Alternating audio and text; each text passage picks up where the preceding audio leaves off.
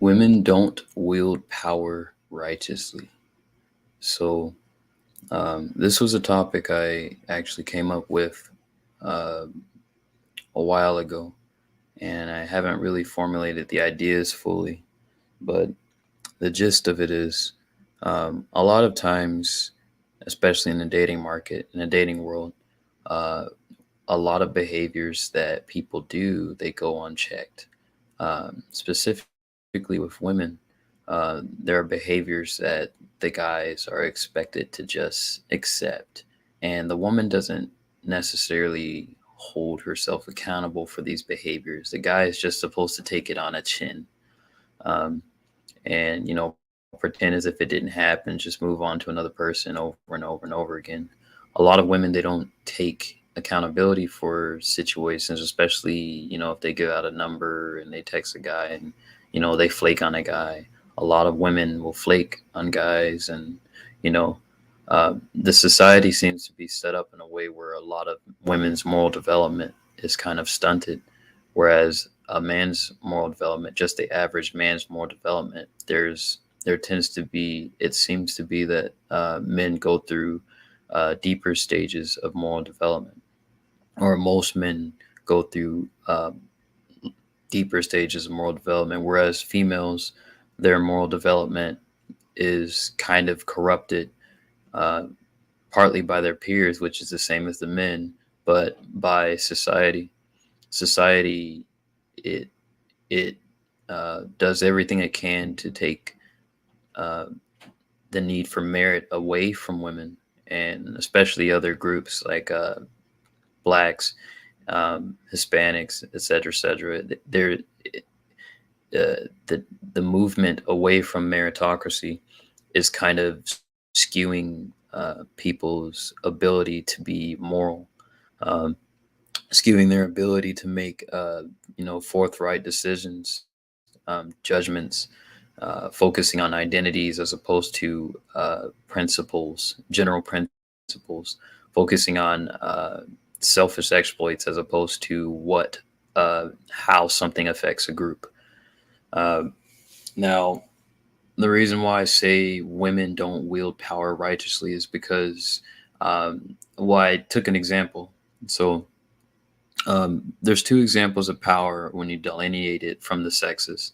You got the man and his strength, his physical strength, and you have, it's just something that's blunt and easy to see. A man in his physical strength, a woman and her sexual prowess. Um, so that particular power is something that women do not wield righteously. The reason being is because, well, a lot of different reasons. So let's unpack it.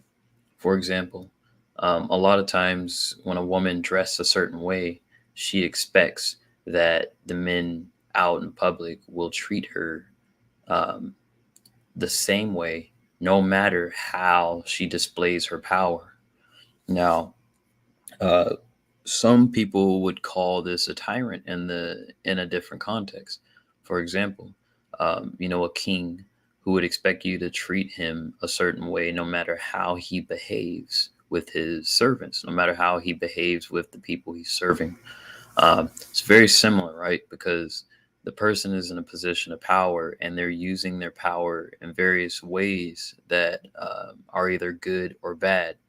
Now, one thing I would say about the power that women possess, um, it is a passive power. It's an attraction.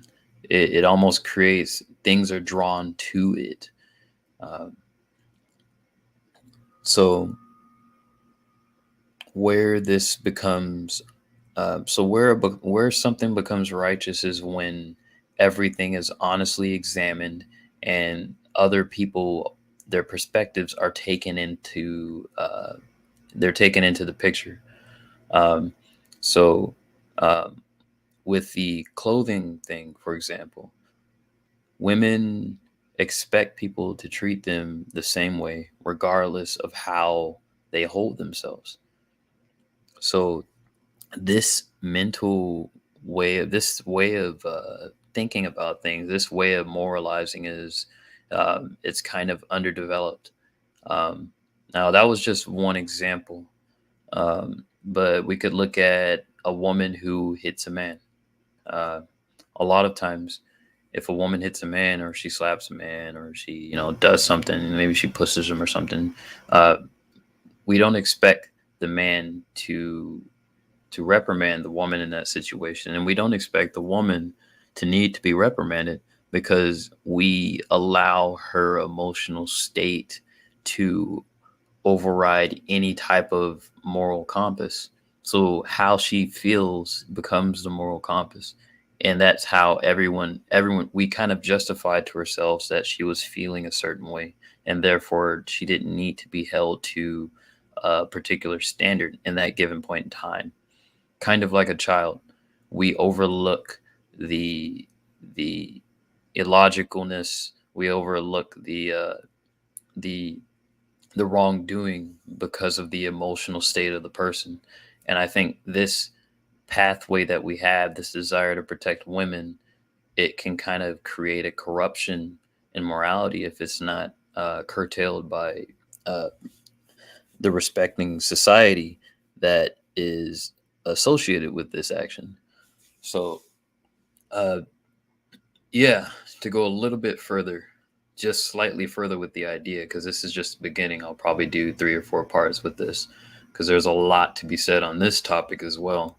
Um, a lot of times, emotional people don't wield power righteously.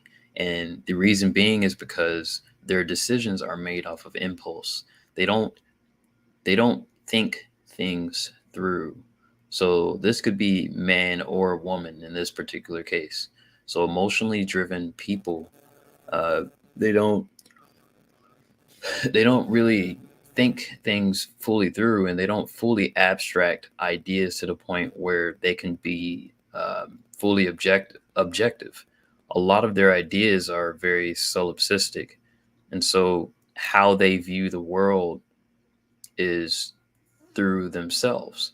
So their ability to moralize is based off of almost like a childlike morality, because part of morality is your perspective. You have to be in empathy. You have to be able to. Um, Part of morality is you have to be able to um, understand where another person is coming from. And a lot of times, the issues that women bring up, um, when they're put in a position where they can show this level of empathy, it often falls short. Um, for example, the idea with the woman hitting the man and the man not being able to hit the woman.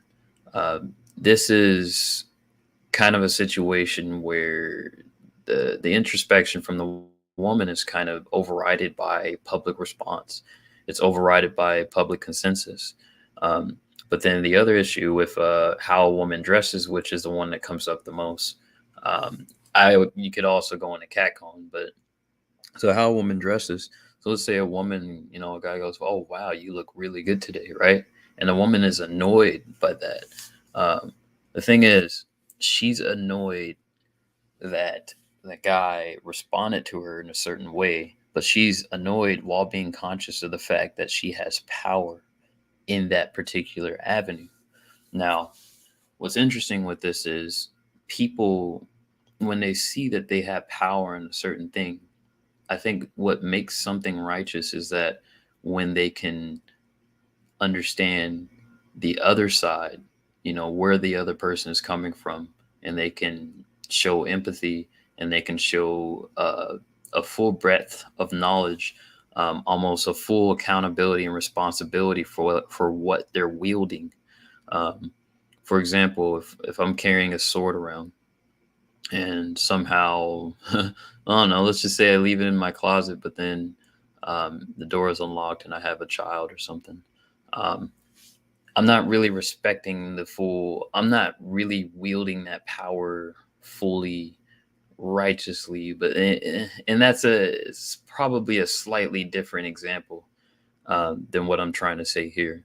Um, The general idea that I want to convey is, with this particular example, is that when a woman uh, reveals herself in a certain way and people respond to her in kind, um, a righteous woman would take those responses on the chin. The reason being is because those responses are something that she almost has to look outside of herself to realize, oh, wait a minute, these people, they're viewing me based off of how they feel, based off of how I am presenting myself.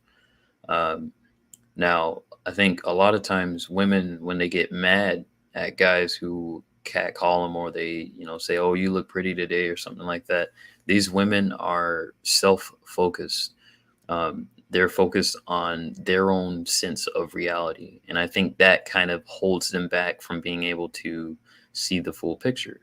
And I think anyone who wields power righteously, they have to be able to see the whole picture. They have to be able to see on the other side of the spectrum and see what the other person is feeling and understand where they're coming from. Um, I don't see that with a lot of women, and I don't see that with a lot of emotional men as well. A lot of times, emotional men, um, they're equally as bad at wielding power. And it seems like the people who wield power the best are individuals who are the most reluctant to wield that power. Um, yeah. So I'm gonna stop there. Probably do a part two. Um, Women don't wield power righteously.